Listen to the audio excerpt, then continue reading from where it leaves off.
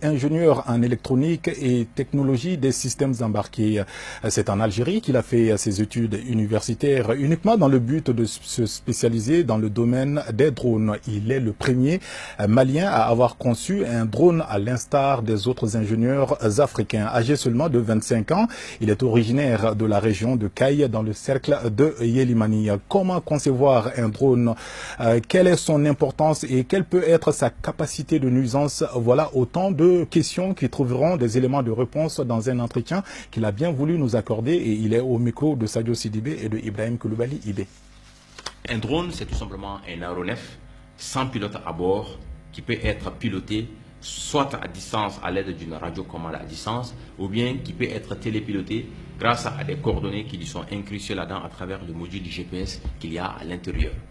Vous savez qu'un drone est en mesure aujourd'hui de pouvoir prendre des images, les capter, analyser la qualité du sol pour pouvoir dire, bon, dans telle partie de ce sol-là, on peut trouver tel pourcentage d'eau.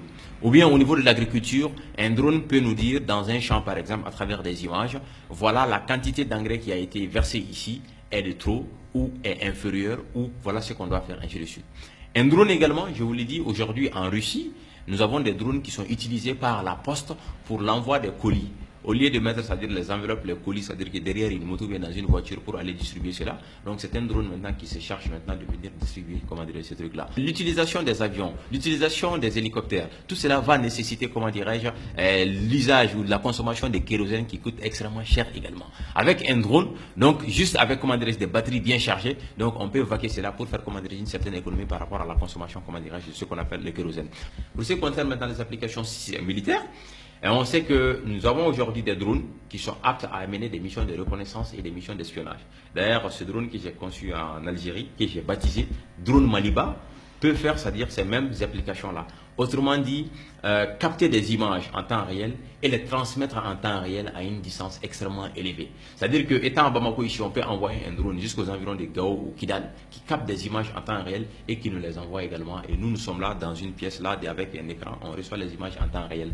Les drones également sur le plan militaire sont en mesure également de pouvoir lancer des missiles ou de pouvoir bien sûr relayer ce qu'on appelle des bombes aussi.